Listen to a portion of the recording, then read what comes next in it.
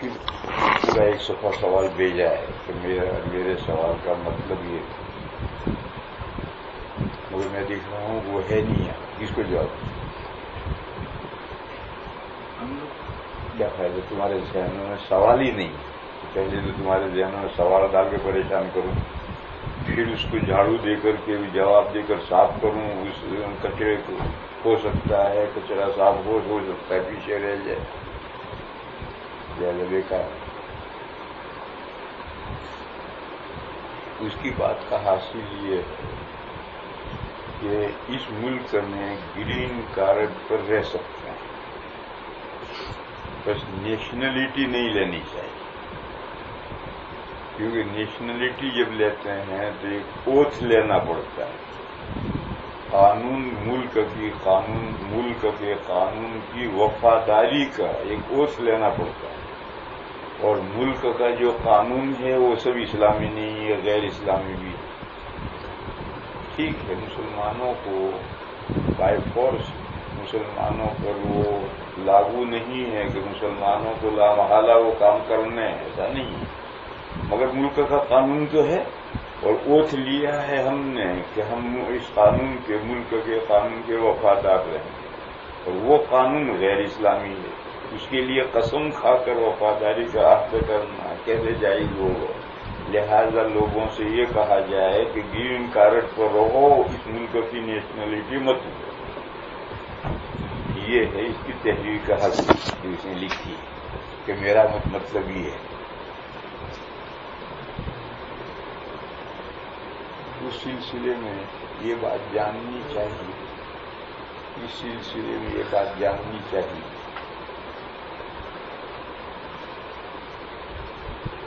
کہ ہاتھی کے دکھانے کے دانت بھی ہوتے ہیں، کھانے کے دانت بھی ہوتے ہیں۔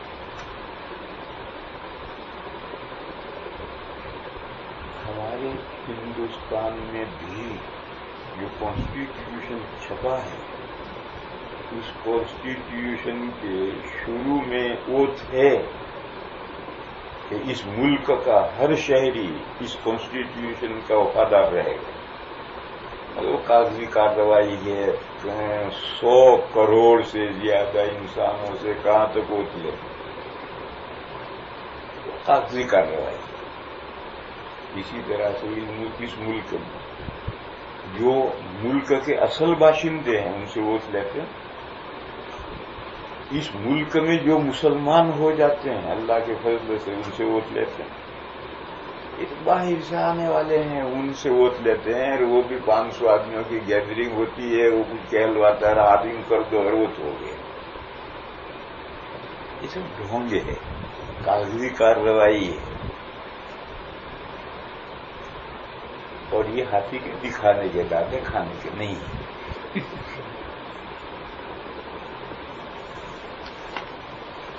لہذا یہ جو کہہ رہا تھا اس کو پھر چلو ہم نے کہہ دیا باہر سے آنے والے گرین کارڈ کرو، نیشنلٹی نہ لے، اس ملک میں مسلمان ہیں ان کو کیا کرو گے؟ اس ملک میں جو غیر مسلم مسلمان ہوتے ہیں ان کو کیا کرو گے؟ ان سے بھی کہو چلے جاؤ بھائی، یا مت رہو، نیشنلٹی لے کے مت رہو، کیسے کہہ دیں؟ اور یہ ووٹ جو ہے یہ تو صرف دکھانے کی دیکھنے کی کارروائیاں ہیں۔ یہ تو قرآن کریم کے حاشیے پہ جو لفظ معاملہ کا لکھا ہے اس سے پوچھا تو بتایا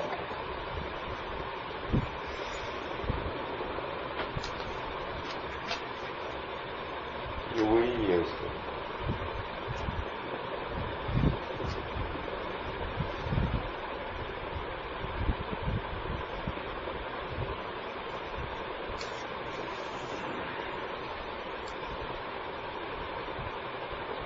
نہیں اور نہیں، مولوی فضل کہہ رہے تھے میں اور دوں گا، کہاں دیے تم نے؟ کہہ رہے تھے پوچھ رہے تھے کیا پوچھ رہے تھے؟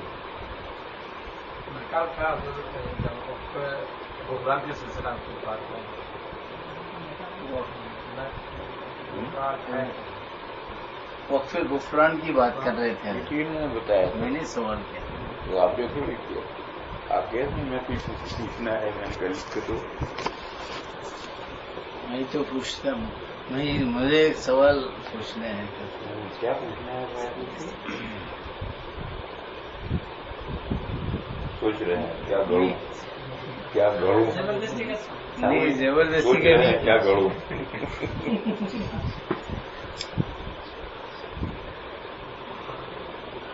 مودودی لوگ پورے دنیا میں لوگوں کو گمراہ کر رہے ہیں اسلام کے نام سے، اس کا کیا حال ہے حضرت؟ سوال کرنا حضرت، میں نے ایک سوال. آپ یہ بتائیے، ٹھیک سوال آپ.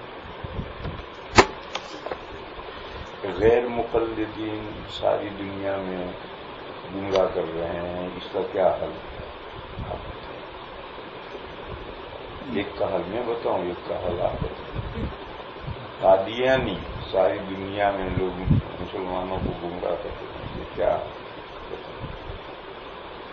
کچھ حل آپ بتلائیں تو ایک آپ کے سوال والا حل میں بتاؤں.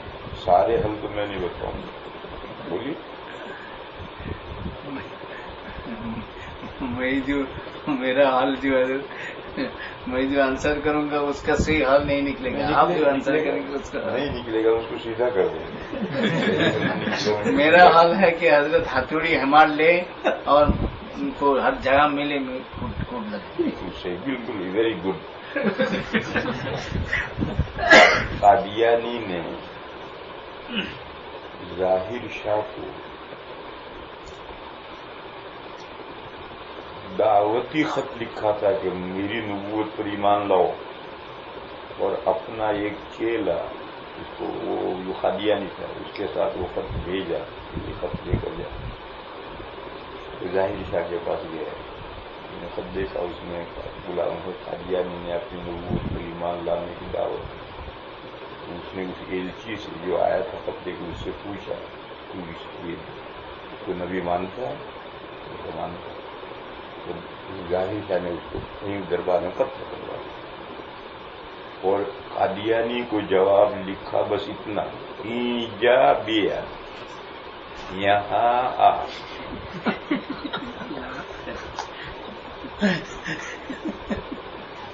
نہیں گیا کمبل، بس اتنا ہی جواب لکھا کہ ایجا بیا. ان کی جو اسکیم ہے وہ بہت شاندار اسکیم، مگر ایجا بیا ظاہر شاہ ہو تو ڈنڈے سے مارے گا. تمہارے امریکہ میں کون ان کو ڈنڈے سے مارے گا؟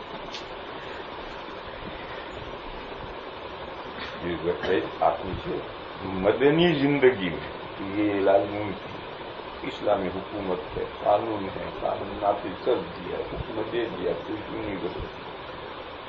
لیکن امریکہ، انڈیا جیسے ملک میں کیسے آپ ڈنڈا لے کر جوتا لے کر ماریں گے؟ جب نہیں ماریں گے تو پھر آپ کو الٹرنیٹو حل لاؤ. یہ حل تو آپ کا اچھا تھا، مگر یہ خاص سچویشن کے لیے حل رہا. اب دوسرا جو ایٹماسفیئر ہے، حالات ہیں، اس کے اعتبار سے دوسرا حل پیش کرو. آپ نے حل پیش کیا، وہ اچھا صحیح تھا، مگر وہ آدھے احوال پر منتبر ہوتا ہے، دوسرے آدھے احوال پر وہ حل نہیں چلتا. چاہے دوسرے آدھے احوال کے لیے حل پیش کرو، آگے بڑھو.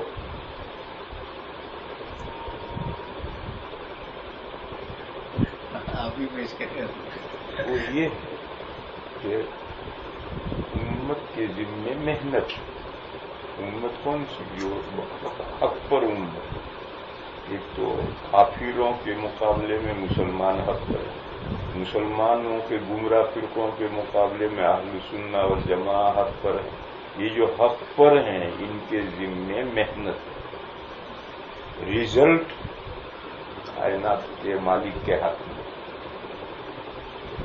نبیوں کے ہاتھ میں بھی ریزلٹ نہیں دیا. بدر میں مسلمان اللہ کے فضل سے کامیاب ہوئے تو احد میں 500 پلٹ گئے. وہاں 70 کافر شہید ہوئے تھے تو احد میں 70 مسلمان شہید ہو گئے. نبیوں کے ہاتھ میں بھی ریزلٹ نہیں دیا، انہیں کے ہاتھ میں. وہ کس وقت کیا کریں گے وہی جانتے. بس ریزلٹ تو ہمارے ہاتھ میں نہیں، محنت ہمارے ہاتھ میں. محنت کرو، جو اللہ چاہیں گے وہ ہو. 100% فتنے رک جائیں گے، اگر اللہ چاہیں گے تو رک جائیں گے. اور اگر اللہ کا فیصلہ کچھ اور ہے تو فتنے چلتے رہیں گے اور ہمارے کام کا ثواب ہمیں ملتا رہے گا. بہرحال یہ دوسری آدھی حالت ہے.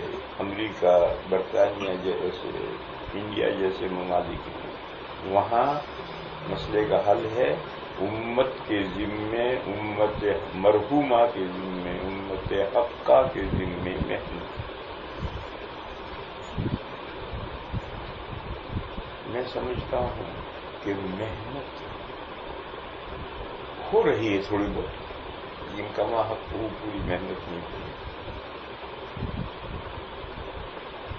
کوئی ایک آدھ تنظیم ہوتی ہے جو بیچاری کسی طرح سے محنت کرتی ہے، مگر اہل حق کے حاملین یہی مولوی مدرسوں سے پڑھ کر نکلے ہوئے ہیں. ایک مولوی ان فتنوں کے بارے میں جانتا ہی نہیں کہ کیا محنت کرے. تمہیں کیا جانتے ہو؟ مودودی کے بارے میں کیا جانتے ہو؟ بدعت کے بارے میں کیا جانتے ہو؟ قادیانی کے بارے میں کیا جانتے ہو؟ اور جب تم جانتے ہی نہیں تو کیا محنت کرو؟ باتیں بناؤ. اس پہلے جس فرقے کو رد کرنا ہے، جس فرقے کے خلاف کام کرنا ہے، اس کی پوری جڑ موڑ سے اس کی پوری معلومات چاہیے. ان کی کتابیں اپنے پاس چاہیے. مخالف کی کتابیں اپنے پاس جمع کیے بغیر ان سے مناظرے میں کامیاب نہیں ہو سکتے. اپنی کتاب چاہے ہو یا نہ ہو، مخالف کی کتاب چاہیے. تو اب قاری صاحب سے میں پوچھتا ہوں، آپ یہ ان فرقوں کے بارے میں کیا جانتے ہیں؟ ان فرقوں کی کیا کتابیں آپ کے پاس ہیں؟ جب ان کے بارے میں آپ کو معلومات ہی نہیں تو آپ کیا محنت کریں گے؟ ان کی فتنے کو روکنے کے لیے کیا محنت کریں گے؟ اب ہم صرف گفتار کے غازی ہیں، باتیں بنانے کے تو ماہر کرنا کچھ نہیں. ورنہ اگر نیو یارک میں صرف 3 آدمی ان فتنوں پر متخصص ہوں، ہر 3 آدمی غیر مقلد کے بارے میں، 3 آدمی مودودیوں کے بارے میں، 3 آدمی قادیانیوں کے بارے میں، تو ممکن نہیں ہے کہ کوئی سر ابھار سکے. مگر وہ دیکھتے ہیں کہ ہم سب بڑے علامہ جاننے والے ہم ہی ہیں. اہل سنہ والجماعہ میں تو سب نام کے مولوی ہیں، ایک کے پاس بھی علم ہے ہی نہیں. دندے ناتے پھرتے ہیں. مولوی بیچارے کچھ نہیں کر سکتے، ان کو کچھ معلوم نہیں. مولانا اسماعیل کٹی ہمارے یہاں ایک بزرگ گزرے تھے، ان کا آدمی مجلس شورا کے ممبر تھے اور قادیانیوں کے موضوع پر متخصص تھے. وہ یہ کہا کرتے تھے کہ ہر قادیانی کے گھر میں میرا فوٹو لگا ہوا ہے، جس سے مناظرہ مت کرنا پڑتا. بکواس. ان کو ایسا کسی نے دماغ میں گھسا دیا تھا. تو کہا کرتے تھے ہر قادیانی کے گھر میں میرا فوٹو ہے. وہ اپنے اولاد کو وصیت کر کے جاتے ہیں کہ اس سے کبھی مناظرہ مت کریں. بہرحال وہ پوری زندگی انہوں نے قادیانیت پر کام کیا اور وہ اسپیشلسٹ تھے قادیانیت کے موضوع. وہ یہ کہا کرتے تھے کہ جتنے گمراہ فرقے ہیں ان کی مثال کچھوے جیسی. کچھوا جانتے ہو کیا کہتے ہیں؟ انگلش میں کہتے ہیں ٹوٹلس. کیا کہتے ہیں؟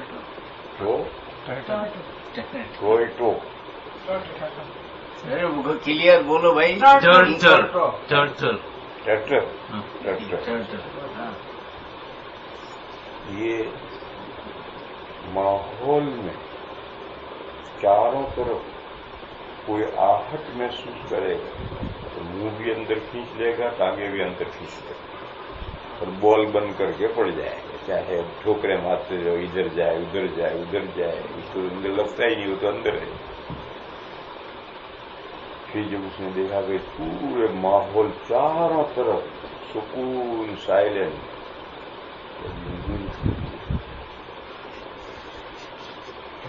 دیکھا واقعی سائلنٹ ہو، پھر پیر نکالے گا کہ چلنا شروع. یہ تمام گمراہ فرقوں کے حال یہ کچھوے جیسا. ماحول میں کوئی ان سے آنکھیں ملانے والا نہیں ہے، اپنا فتنہ چلائیں گے. اور ماحول میں کوئی بھی ان کی باتوں کا ایکشن لینے والا ہے جیسے مر گئے. آج بھی جس علاقے میں ایک عالم بھی قادیانیت کے بارے میں معلومات رکھتا ہے ان پر رد کر رہا ہے، علاقے کو چھوڑ کے قادیانی بھاگیں گے اس علاقے میں نہیں رہیں گے. لیکن اب ساری جگہ تو مولویوں کو پڑی نہیں، مولویوں کو تو پیٹ کی پڑی، نہ پیٹ بھرنا ہے، ان کو دین کی نہیں پڑی. اور دین کا کام کریں گے بھی تو پیٹ کے لیے کریں گے، امامت کریں گے تو پیٹ کے لیے کریں گے، مدرسہ پڑھائیں گے تو پیٹ کے لیے پڑھائیں گے. اب مدرسہ پڑھائیں گے، امامت کریں گے تو 2.5 گھنٹے کا جاب تو ہے، تو تیرے پاس میں 24 گھنٹے ہیں، باقی 22 گھنٹے کہاں خرچ کر رہا ہے؟ وہ موبائل مار رہا ہے، ادھر بیٹھا ہوا چائے پی رہا ہے، وہاں بیٹھا ہوا باتیں کر رہا ہے، یہاں سب 22 گھنٹے برباد، اور 2 گھنٹے کا جاب کرتا ہے پیٹ بھرنے کے. مگر اس کے دائرے میں جو نوجوان نماز نہیں جانتا، اس کو توفیق نہیں ہے کہ اس کو بٹھا کر کے نماز سکھا دے، اور اسے کہو تو کہ میری ڈیوٹی نہیں ہے. ابھی تیری ڈیوٹی نہیں ہے، تنخواہ کے لیے جو تو کام کرتا اس میں نہیں ہے، مگر تجھے مولوی ہونے کے اعتبار سے آخرت کے لیے بھی تو کچھ کام کرنا ہے. یہ بیچارہ نوجوان نماز پڑھنے اس لیے نہیں آتا کہ اسے نماز نہیں آتی. تبلیغ والے گھیر گھاڑ کے عشاء میں لے آتے ہیں، صبح یہ غائب. کیوں غائب؟ اس کو نماز ہی نہیں آتی. اور تبلیغ والے نماز تھوڑی سکھاتے ہیں، جو نماز کی ترغیب دیتے ہیں، نماز سکھاتے نہیں. اب نماز سکھانے کا تو کام امام کو کرنا ہے، اور وہ نہیں کرتے. تو جو مولوی مدرسہ پڑھاتے، مدرسے کی ڈیوٹی 2 گھنٹے کی، کہیں 4 گھنٹے کی، کہیں 6 گھنٹے کی، باقی 15 گھنٹے تو اس کے بعد خالی. آدھا وقت سونے کا، باقی آدھا وقت موبائل مارنے کا، ادھر ادھر. ایک حرف نہیں پڑھے، قسم کھا لی جس دن مدرسے سے نکلا ہے، قسم کھا لی کا کوئی حرف نہیں پڑھوں. کیوں؟ میں فارغ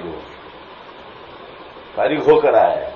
فارغ تو بیت الخلا سے ہوتے، تیرا مدرسہ تیرا بیت الخلا ہے، یہاں سے فارغ ہو کر کیوں آیا؟ ایک حرف نہیں پڑھتا. تو اب ظاہر ہے کہ مدرسوں میں تو پڑھنے کی استعداد بنائی ہے، اس استعداد سے پڑھنا تو اب ہے، مدرسے سے نکلنے کے بعد پڑھنا. اور یہ مولوی پڑھے گا ہی نہیں تو ان فتنوں کے بارے میں معلومات کہاں سے ہوں؟ مدرسوں میں ان فتنوں کے بارے میں تو معلومات نہیں دی جاتی، اور کہیں دی جاتی ہیں تو مختصر، جس سے آدمی آگے مطالعہ آگے بڑھا سکے، ایسا شارٹ نالج دیا جاتا ہے.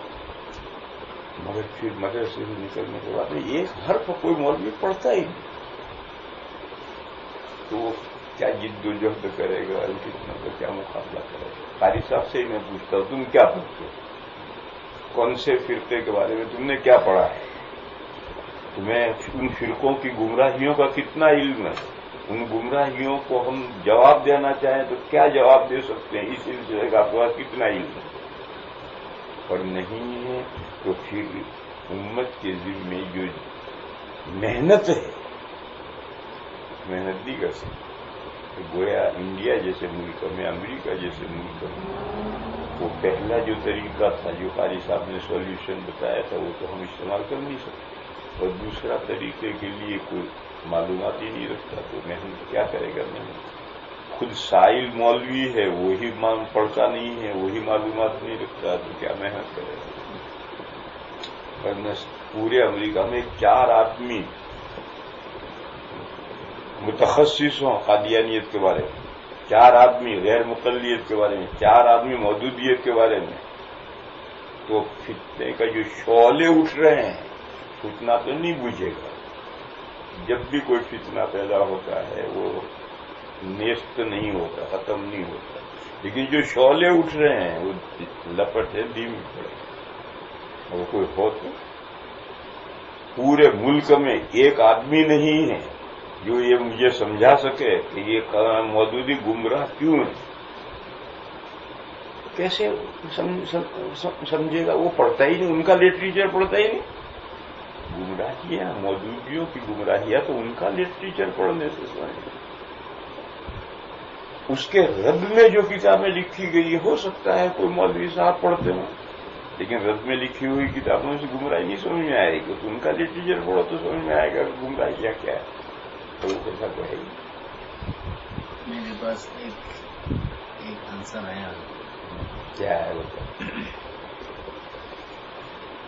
گزشتہ سال آپ کے جانے کے بعد مجھے مودودیوں کا لیڈر نے کال کر کے کہا، قاری صاحب آپ کے پالن پوری صاحب آتے ہیں، آپ لوگ بلاتے ہیں اور ہمارے مولانا مودودی کے خلاف بات کرتے ہیں، اور اس طریقے سے کافی مجھ سے باتیں کرنے لگے اور کہنے لگے کہ ہم نے کافی ان کی کتابیں پڑھی اور اس طریقے سے باتیں کرتے ہیں اور کہتے ہیں کہ وہ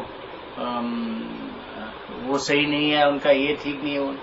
میں نے کہا بھائی میں تو کچھ علم کلام ہے نہیں ہے، لیکن میں نے کہا کہ آپ فوراً ٹیلی فون چھوڑ کے آپ ڈائریکٹ یہاں آ جائیں، پھر ہم سامنے بیٹھ کے بات کریں گے کہ مودودی صاحب حق ہے یا حضرت پالن پوری صاحب حق ہے، آپ آ جائیں یہاں دارالقرآن سننا میں۔ اور میں نے کہا، جب میں نے کئی دفعہ اس طریقے سے کہا کہ اچھا میں مغرب میں آتا ہوں، میں انشاءاللہ ملتا ہوں، تو مغرب گیا، وہ مغرب گیا آج تک۔ اس کے بعد پھر میں نے پھر کال کیا، بھائی آپ نے کہا مغرب میں آئیں گے، آپ آئے کیوں نہیں ہیں؟ ادھر سے میں نے مفتی روح الامین صاحب کو کہا، میں نے کہا وہ مودودی صاحب آ رہے ہیں اور وہ مودودی صاحب کے لیے تیاری کرنا ہے، ان سے پوری تیاری کر کے رکھا ہے یہاں۔ تو میں نے کہا میں اگر صحیح طریقے سے بات نہیں کہ مفتی روح الامین صاحب بات کریں گے انشاءاللہ، تو میں تو اس کے بھی جتنا اللہ توفیق دے میں بات کروں گا، خلافت ملوکیت اسی طریقے سے، اور انہوں نے کچھ کتابیں کچھ چیزیں الٹی سیدھی جو لکھی ہے اس میں ہم نے تھوڑا بہت مطالعہ کیا، لیکن مفتی روح الامین صاحب کو تو بہت اچھا خاصا مطالعہ ہے۔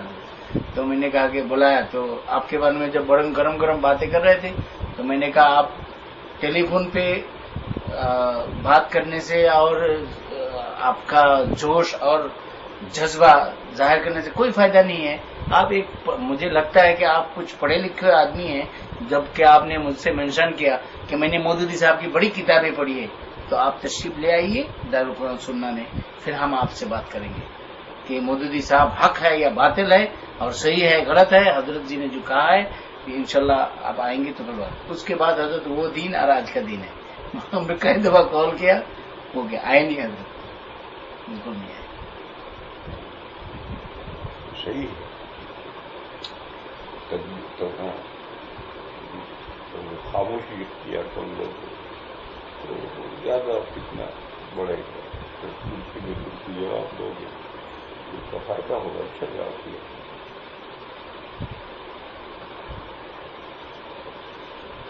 ہم تو حضرت چلو ہم لوگ جو بھی تھوڑا بہت علم تو ہمارا اتنا خاص کچھ نہیں ہے، مفتی روح الامین صاحب کے پاس بھی ہے، لیکن بھائی اویس جو ہے، اویس یہ بیچارہ عالم بھی نہیں ہے، کچھ بھی نہیں ہے، لیکن ان کے پاس جو بولنے والا ہو، ان کے پاس غیر مقلد ٹکراتے نہیں ہیں، دور دور سے بھاگتے۔ بس تو مولویوں کو اویس کو دیکھ کر مولویوں کو ڈوب مرنا چاہیے۔ تو کہنے کا مقصد یہ ہے، کہنے کا مقصد یہ ہے کہ اویس جیسا بے پڑھا لکھا آدمی ان سے ٹکر لے سکتا تو مولوی کیوں نہیں لے سکتے؟ اس لیے نہیں لے سکتے کہ مولوی پڑھتے ہی نہیں موضوع، جب تک سبجیکٹ کو نہیں پڑھیں گے تو کیسے ان سے مقابلہ کریں؟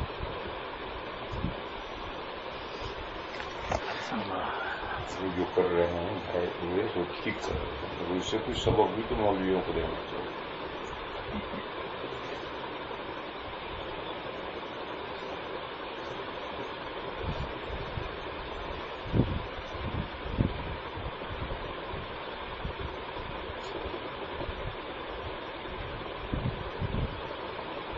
اور میرے ذہن میں ایک بات آ رہی ہے حضرت، وہ بات یہ ہے، میں سمجھتا ہوں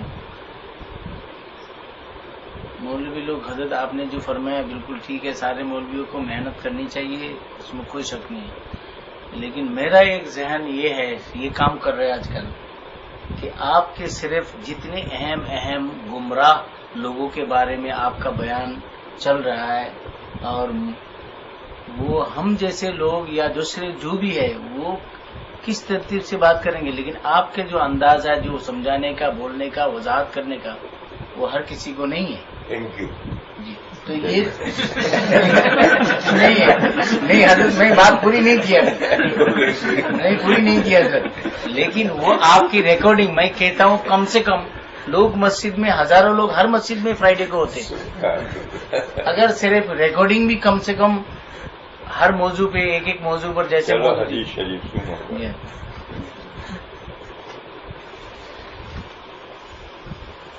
قال رسول الله صلى الله عليه وسلم إذا قال الإمام غير المغضوب عليهم ولا الضالين فقولوا آمين فإنه من وافق قوله قول الملائكة غفر له ما تقدم من ذنبه. هذا لفظ البخاري ولمسلم نحوه.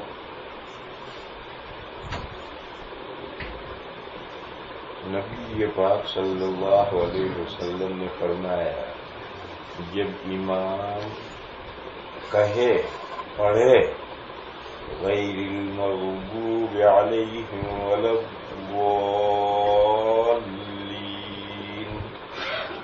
تو تم لوگ آمین کہو.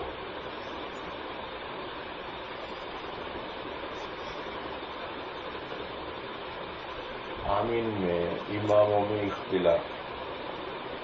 دو بڑے امام ابو حنیفہ اور امام مالک رحمہم اللہ یہ کہتے ہیں کہ آمین آہستہ کہنا اولا اور مستحب.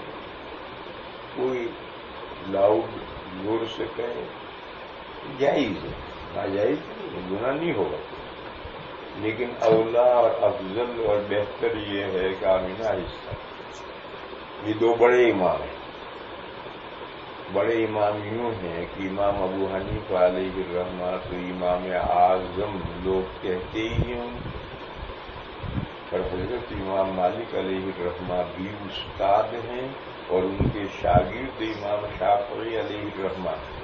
پھر امام شافعی علیہ الرحمہ کے شاگرد امام احمد ہیں. امام احمد کے لیے امام مالک استاد الاستاد اور امام شافعی علیہ الرحمہ کے لیے استاد.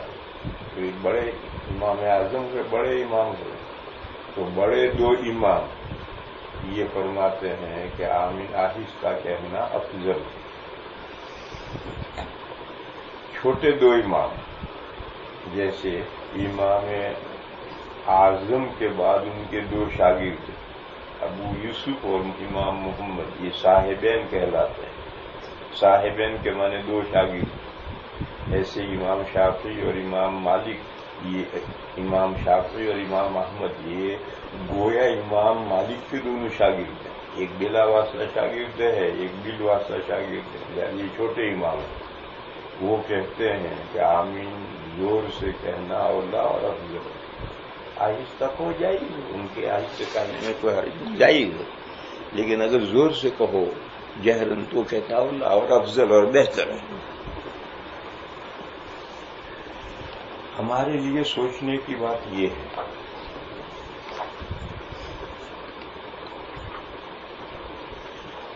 کہ بخاری مسلم کی اس حدیث میں یہ ہے کہ جب امام کہے غیر المغضوب علیہم ولا الضالین تو تم آمین کہو. اس میں غور کرو اشارہ کس بات کی طرف؟ امام زور سے آمین کہے گا یا آہستہ کہے گا؟ اگر امام زور سے کہے گا تو مقتدیوں کے آمین کہنے کو امام کے غیر المغضوب علیہم ولا الضالین تک پہنچنے پر معلق نہ کی ہے. یہ کہتے کہ جب امام آمین کہے تم بھی آمین کرو. معلوم ہوا کہ مقتدی جو سنیں گے وہ تو غیر المغضوب علیہم ولا الضالین یہاں تک سنیں گے. آگے جو امام آمین کہے گا اسے مقتدی نہیں سنیں گے. اگر اس امام کے آمین کو مقتدی سنتے تو حضور یہ فرماتے کہ جب امام آمین کہے تم آمین کہو. اس حدیث میں صاف اشارہ ہے کہ امام کو بھی آمین آہستہ کہنی ہے، اس کا آمین کہنا مقتدی نہیں سنے، اور جب امام کو آہستہ کہنی ہے تو مقتدیوں کو بھی آہستہ کہنی ہے۔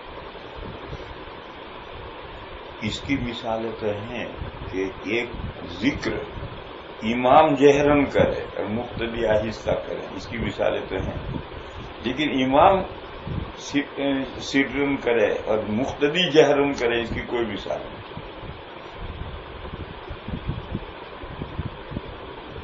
جب امام کہتا ہے سمع اللہ لمن حمدہ، سنتے ہیں اللہ اس بندے کی بات جو اللہ کی تعریف کرتا ہے، جب امام رکوع سے کھڑا ہوتا ہے تو وہ جہرن کہتا ہے سمع اللہ لمن حمدہ، تو مقتدی سب کہتے ہیں ربنا ولک الحمد،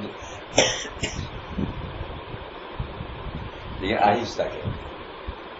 امام تو زور سے کہتا ہے، مقتدی آہستہ کہتے ہیں، اس کی مثال تو ہے۔ لیکن ایک بات، امام آہستہ کہے اور مقتدی زور سے کہیں، اس کی کوئی مثال نہیں۔ بس اگر امام تو آہستہ آمین کہہ رہا ہے، مقتدی زور سے کہیں، یہ تو الٹے بانس بریلی سے۔ لہذا جب اس حدیث سے امام کا آہستہ کہنا آمین امام کا آہستہ آمین کہنا ثابت ہوا تو مقتدی بھی آہستہ کہیں۔ اب اگر کوئی یہ کہے کہ اسی حدیث میں بخاری مسلم میں یہ الفاظ بھی آئے ہیں، اذا امن الامام فامنوا، جب امام آمین کہے تو تم آمین کہو، یہ الگ حدیث نہیں ہے، یہی حضرت ابو ہریرہ رضی اللہ تعالیٰ عنہ کی حدیث ہے۔ اذا امن الامام فامنوا، جب امام آمین کہے تو تم آمین کہو۔ اس سے تو معلوم ہوتا ہے کہ امام آمین کہے گا اور زور سے کہے گا، تبھی تو مقتدیوں کو پتہ چلے گا کہ امام نے آمین کہی۔ اس کا جواب یہ ہے، سنو بہت اب سنجیدگی سے، اس کا جواب یہ ہے کہ ایک ہی حدیث میں یہ لفظ بھی، یہ لفظ بھی، یہ لفظ بھی بخاری مسلم میں ہے، یہ لفظ بھی بخاری مسلم میں ہے، ایک درجے کے ہیں۔ بس آپ یہ تو کر نہیں سکتے کہ ایک کو لے لیں ایک کو چھوڑ دیں۔ ٹھیک ہے، ایک لفظ بخاری مسلم میں ہوتے اور ایک دوسری کتابوں میں ہوتے تو آپ یہ کہتے کہ بخاری مسلم کا درجہ بڑا ہے، لہذا اس میں جو الفاظ ہیں وہ لے لو۔ یہاں تو ایسا نقشہ نہیں ہے، یہ لفظ بھی بخاری مسلم میں ہے، یہ لفظ بھی بخاری مسلم میں ہے، تو روایت ایک درجے کی، لاؤ سولڈ کرو انہیں،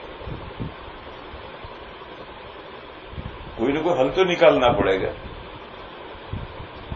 حل یہ ہو سکتا ہے کہ جو حدیث قابل توجیہ ہو اس کی توجیہ کی جائے اور دوسری حدیث سے اس کا تعارض ختم کر دیا، یہی ایک حل ہے، اور اس کا علاوہ کوئی حل نہیں۔ یہ جو حدیث ہے یہ امام غیر المغضوب علیہم ولا الضالین کہے تو تم آمین کہو، اس کا کوئی توجیہ ممکن نہیں، کیا توجیہ کرو، کوئی توجیہ ہے ہی نہیں۔ اور یہ جو الفاظ ہیں کہ جب امام آمین کہے تو تم آمین کہو، اس کی توجیہ ہے، وہ یہ ہے کہ جب امام کے آمین کہنے کا وقت آئے، اس کا وقت کب آئے گا؟ غیر المغضوب علیہم ولا الضالین، اب امام آمین کہے تو یہ آمین اسی وقت تک ہو، ولا الضالین اس کا پورا ہوتے ہی آمین کہو، کیونکہ امام بھی اسی وقت آمین کہے۔ اور آگے مضمون ہے کہ تمہارا، اور تو صرف امام ہی نہیں ہے، آسمان زمین میں، آسمان میں نہیں، زمین فرشتے بھی آمین کہیں، نماز میں فرشتے بھی شامل ہوتے ہیں تو وہ بھی آمین کہیں، اور وہ غافل نہیں ہوتے نماز سے۔ انسان کا دماغ تو گھومتا ہے، ادھر ادھر باتیں سوچتا ہے، لیکن فرشتے غافل نہیں ہوتے، تو آن ٹائم آمین کہیں گے۔ تو فرمایا تمہارا آمین کہنا ملائکہ کے آمین کہنے کے ساتھ موافق ہو جائے گا تو تمہارے گناہ بخش دیے جائیں گے۔ تمہارا اس میں امام بھی داخل ہے یا نہیں؟ امام کا آمین کہنا مطلب فرشتوں کے آمین کہنے کے اکارڈنگ ہو جائے گا تو امام کی بخشش ہو جائے گی. مقتدیوں کا آمین کہنا امام فرشتوں کے آمین کہنے کے ساتھ اکارڈنگ ہو جائے گا تو مقتدیوں کی بخشش ہو جائے گی.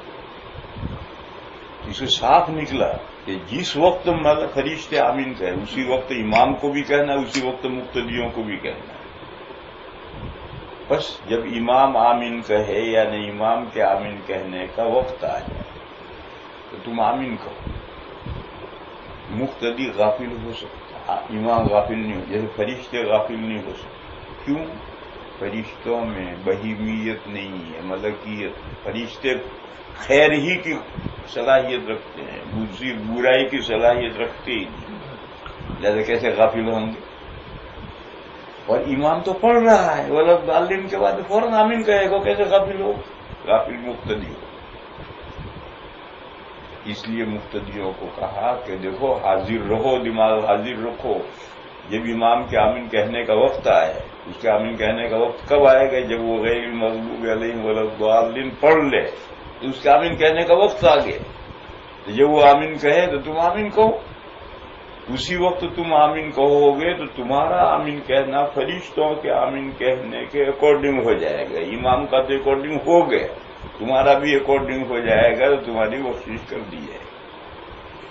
تو اذا امن الامام فامن کی یہ توجیہ ممکن ہے. جب امام آمین کہے یعنی امام کے آمین کہنے کا وقت آ جائے تو دوسری حدیث سے کوئی تعارض باقی نہیں رہا. اور یہ جو فرمایا اس کو فإنه من وافق قوله قول الملائکة غفر له ما تقدم من ذنبه. پہلے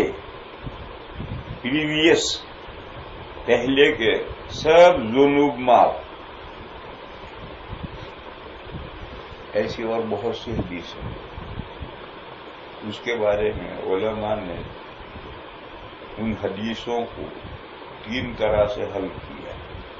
کیوں؟ قرآن و حدیث سے یہ ثابت ہے کہ کبیرہ گناہ کے لیے توبہ ضروری ہے، توبہ کے بغیر کبیرہ گناہ معاف نہیں ہوتا. اور یہ حدیث سے کہتے ہیں کہ اس عمل سے سابقہ سب گناہ معاف ہو. تو توبہ تو ہے نہیں، کیسے معاف ہو؟ تو ایک موقف علماء کا یہ ہے، موقف مانی اسٹینڈ ہے، ایسی سب حدیثوں میں صغیرہ گناہ مراد ہے. اس عمل سے چھوٹے گناہ صغیرہ گناہ وہ معاف ہو جاتے ہیں، کبیرہ مراد نہیں. ایک جواب تو یہ دیا گیا. ہاں کسی حدیث میں یہ صراحت ہو کہ ہر گناہ معاف ہو جائے تو پھر الگ بات ہے.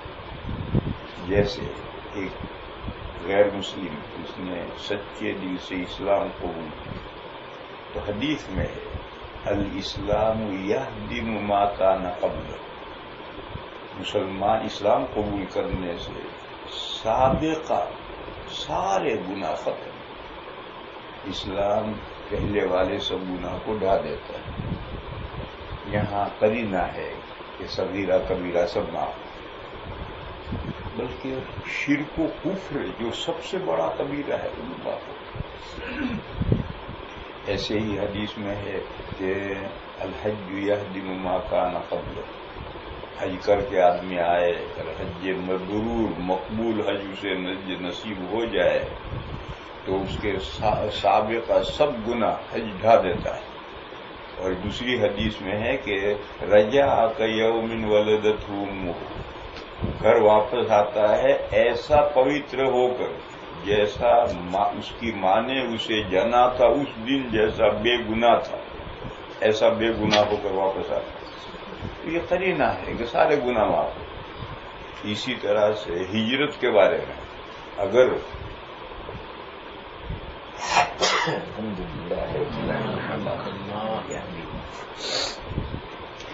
کسی جگہ پر رہ کر دین پر عمل ممکن نہیں تو وطن چھوڑو اور اللہ کی زمین میں نکل پڑے ہو. ومن یہاجر فی سبیل اللہ یجد فی الارض مراغما کثیرا وسعا. اللہ کی زمین میں نکل کھڑے ہو.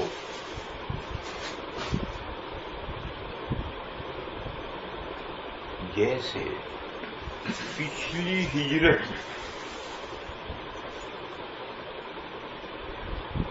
یہ ہندوستان سے لگی ہوئی پٹی ہے اور جس میں اس وقت 5 ملک ہیں: تاجکستان، ازبکستان، پتہ نہیں قزاقستان، پتہ نہیں 5 ایک پٹی ہے، پورے 5 ملک ہیں. ہندوستان سے یہ پٹی لگی ہوئی ہے، ادھر یہ ملک ہیں، ادھر ہندوستان ہے، بیچ میں ہمالیہ کے پہاڑ. یہ اسلامی ملک ہے اور ایسے اسلامی ملک تھے. اسی میں ترمید، بخارا، تاشقند، سمرقند، مرغلان، یہ سب ہم جتنی کتابیں پڑھتے ہیں دین کی وہ ساری یہاں لکھی گئی. بخاری شریف بھی وہیں لکھی گئی. تو اسلامی ملک تھا. اور قدوری ایک فقہ کی کتاب ہے، اس میں ایک جگہ پر ایک مسئلہ آیا ہے کہ شہروں میں غیر مسلموں کو شراب کا لائسنس نہیں دیا جائے. یعنی اسلامی حکومت ہے تو شہروں میں غیر مسلموں کو شراب بنانے کا لائسنس نہیں دیا جائے، لیکن دیہاتوں میں غیر مسلموں کو شراب بنانے کا لائسنس دے دیا جائے. یہ قدوری میں مسئلہ لکھا. تو ہدایہ یہی مرغلان میں لکھی گئی. ہدایہ میں جہاں اس کی شرح کی تو صاحب ہدایہ نے لکھا کہ یہ امام قدوری نے عراق کے گاؤں کا مسئلہ لکھا، یعنی کوفہ، بصرہ، یہ عراق کا جو علاقہ ہے وہاں شہروں میں شراب بنانے کا لائسنس گورنمنٹ نہیں دے گی، اسلامک گورنمنٹ، لیکن دیہاتوں میں لائسنس دے دے گی. غیر مسلم شراب بنانا چاہیں بنائیں. کہا یہ عراق کے دیہاتوں کا حکم ہے، ہمارے دیہاتوں کا یہ حکم نہیں ہے. ہمارے دیہاتوں میں شہروں میں بھی شراب بنانے کا لائسنس گورنمنٹ نہیں دے گی، دیہاتوں میں بھی نہیں دے گی. کیوں؟ یہ جملہ لکھا ہے لِأَنَّ عَالَامَ الْإِسْلَامِ فِيهَا ظَاهِرَةٌ، ہمارے گاؤں میں اسلام کے جھنڈے لہرا رہے ہیں. اور عراق کے گاؤں میں سب غیر مسلم تھے، غیر مسلموں کو لائسنس دے دیا. اور مسلمان تھے ہی نہیں، غیر مسلمان گاؤں میں رہتے ہیں. جب عراق فتح ہوا اس وقت غیر مسلمان رہتے تھے، ان کو لائسنس دے دو. اور ہمارے یہاں دیہاتوں میں تو سب مسلمان ہی مسلمان رہتے ہیں، لہذا یہاں دیہاتوں میں بھی لائسنس نہیں دیں گے. یہ ان ملکوں کا حال تھا. جب کمیونسٹوں نے، روس نے بڑھ کر یہ 5 ملک اپنے چنگل میں لیے 80 سال پہلے، اب تو اس نے برائے نام چھوڑ دیے، مگر ایسے کر کے چھوڑ دیے جیسے بڑھیا کا باز. ایک بادشاہ کا باز تھا بڑا قیمتی، ایک مرتبہ اڑ گیا. پلا ہوا جانور جاتا نہیں ہے، کبھی چلا بھی جاتا. ایک بڑھیا کے جھونپڑے میں جا کر بیٹھا اور پلا ہوا تو تھا ہی، تو بڑھیا نے اسے پکڑ لیا اور پکڑ کر کہا بیچارے کی چونچ یوں ٹیڑھی ہے، بیچارے کے پیر کے پنجے یوں ٹیڑھے ہیں. تو اس نے نیل کٹر لے کر، کینچی لے کر کے سب ناخن بھی کاٹ ڈالے، چونچ بھی کٹ ڈالی. اب باز کہا رہا کبوتر بنا دیا. خیر بادشاہ کو بڑا قیمتی باز تھا، اس نے اعلان کروایا کہ میرا باز گم ہو گیا ہے، جو اس کو لائے گا پکڑ کر کے اس کو یہ انعام ملے گا. لوگ دوڑ پڑے اس کو ڈھونڈنے کے لیے. تو بڑھیا کہ یہاں یہ باز ملا. وہ جس کو ملا وہ بادشاہ کے پاس لے گئے. بادشاہ نے دیکھ کر کے آنسو نکل آئے بادشاہ کے، اور یہ کہا کہ جو شخص ناقدرے کے پاس جاتا ہے اس کا یہی گتل. اب بڑھیا بیچاری باز کی قدر کیا جانے، دیکھو کیا گت بنا دی باز کی. تو کہا جو شخص ناقدرے کے پاس جاتا ہے اس کی یہی گت بنتی.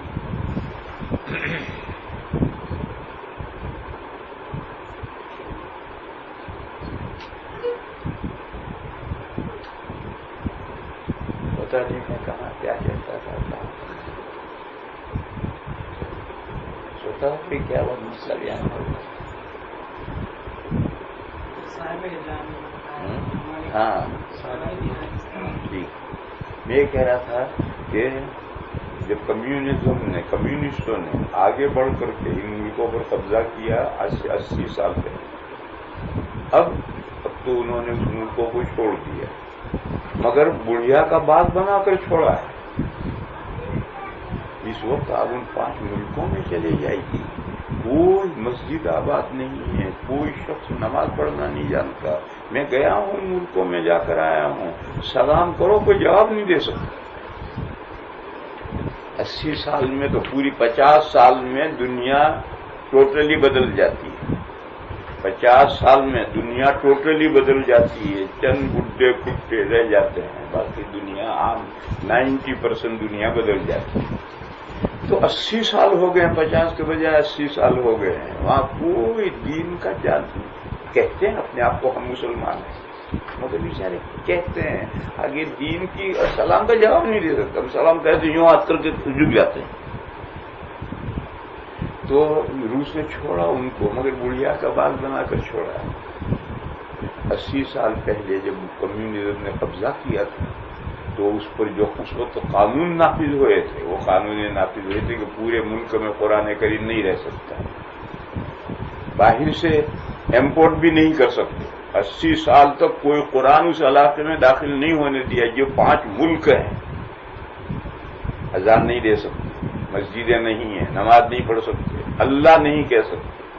بس CIDوں کا نظام اتنا پھیلا دیا تھا. ہمارے مولانا بخاری صاحب قدس سرور فرمایا کرتے تھے کہ بیوی کو شوہر پر اطمینان نہیں تھا کہ یہ شوہر میرا ہے یا گورنمنٹ کا CID، اور شوہر کو بیوی پر اعتماد نہیں تھا کہ یہ بیوی میری ہے یا CID ہے میرے گھر میں. اتنا CID کا نظام تھا. تو اب ایسے حالات میں وہ جو پرچہ لکھ رہا تھا کہ جہاں قانون غیر اسلامی ہے وہاں کی نیشنلٹی کا مسئلہ، دیکھو یہ حالات ہوئے تھے. تو وہاں سے پھر لوگوں نے ہجرت کی اور ہمالیہ پہاڑوں کے اوپر چڑھ کر ادھر آئے ہیں. اور ہمالیہ پہاڑ وہ پہاڑ ہیں جہاں گرمیوں میں بھی برف رہتی ہے، ان پر چڑھ کر آئے ہیں.